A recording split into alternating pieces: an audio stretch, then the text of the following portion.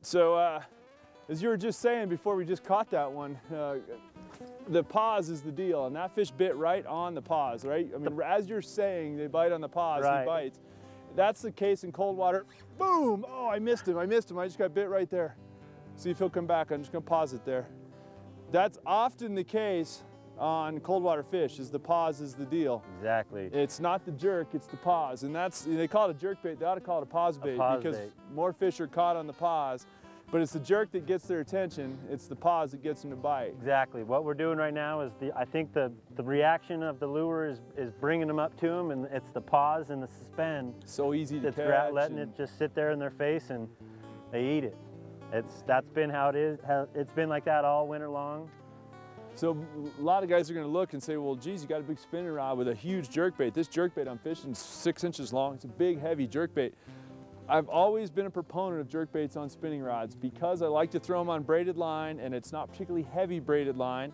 And I like the way they cast better. I just feel like they fit my hand and they cast better. So this is actually a 6'6" medium heavy Legend Elite spinning rod. So it's a big, stiff spinning rod. This is not a little, thin, lightweight spinning rod by any stretch. It's got 20-pound tracer braid on it, and then a size 20 Sauron. So I've got a real heavy spinning rod setup, or relatively heavy. I've got 30-pound fluorocarbon on the front of it. And it's actually strand tinted fluorocarbon that I use for saltwater, but the pike seems to work real good with pike as well. Very few problems ever getting broke off. And you can see it on the graph, 14.2, right? Boom, got that one. All right, there's pike number 3. I think I might be up to 30 casts now.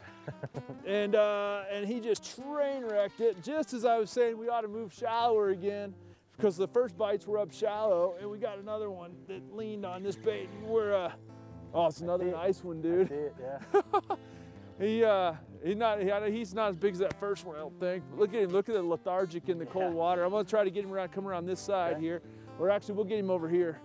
Look at the way he's got that bait. He's got it all messed up in his mouth right there. Careful with that one, Chris. Look at that. You're handling things like Nate. Got him on the front hook.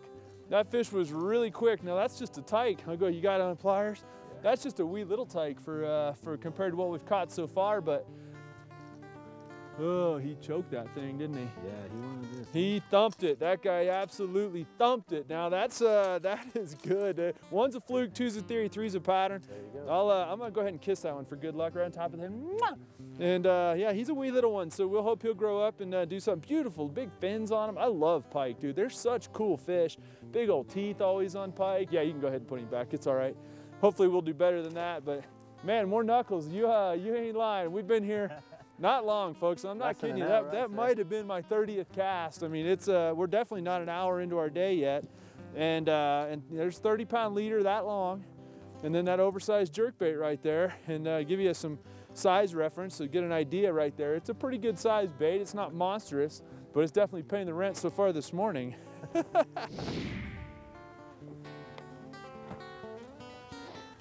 Now it's funny because where we're sitting, we're in what, 13.5, 14 feet of water right on your buoy here. Yep. 50 yards that way, it's 100 feet. I mean, literally, it just drops, just like these cliffs you see behind us. That's what's going on. That's common in canyon impoundments. You go to Lake Powell or Mead or here or any of the others, any of the canyon lakes, you get those big drop-offs, that big giant depth changes. That's probably the main San Juan River channel right there. Exactly, yeah. And so that gives the fish immediate access to all the depth they need. They've got this shallow point with the brush on it. It's just a classic spot for an ambush feeder to come spend some time. Yeah, and for me, part of fishing is the enjoyment, or part of the enjoyment of fishing is the prediction, knowing. Like I knew when you pull up on a spot and you've got confidence based on what your experience with the spot, I look at it and go, well, this fits anything that my brain would tell me. I've got a confidence bait that I know fish like. You just know it's going to work. You know, you just sit there and go, I know we're going to catch fish here. And that confidence is what really, now they might be out here in 14 or 18 foot, they might be up there in 9, but there's fish somewhere right around here, and just that confidence also gives you the ability to fish slow. Boom! All right, and our host is on the swim bait. Nice, now it gets to be my chance to handle a fish, and that's never pretty. big toothy fish, and he's got the big swim bait rod out, so this is gonna be fun right here, guys. Same, it's What'd you get there, Chris? same size. Right here. Now I gotta see this. Now this is on that big dynamic dynamo bait that you seem to be married to. So we're gonna see how this thing looks coming around here. All right, and I'll see about grabbing him on top of the head. I'm not near as graceful with pike as other folks that we deal with, but we'll see about it. You bring him up here, get him over here, and we got him. Yeah, boy. Right there we go. Swing him over here, you got him? Okay, there you go, nice. Now, they say big baits for big bites, and that fish isn't any bigger than the others. I'll let you get him out of here, but he still choked that big bait. And another beautiful fish though. And we still haven't moved the boat, guys. We've been fishing for about not even an hour, probably 30 to 40 minutes. We haven't moved the boat other than to just go in little circles and boom, look at him go. He's all on fire. He's ready to go, but let me see your bait here. Let's talk about this bait real quick. And The 7-inch okay, dynamic dynamo. okay, it's got 3 segments Triple to jointed. it. Got a diving lip on it. Got a little diving lip. I've got some lead weight on the bottom. I'm using Storm suspend strips. I think I've got about 6 or 7 on here. Just to hold it down. Just to hold it down, get it down a little deeper. We're fishing 13, 14 feet of water. I just want to skim right over the top of those bushes, and he ate it again on the pause. On the pause, beautiful. 100%.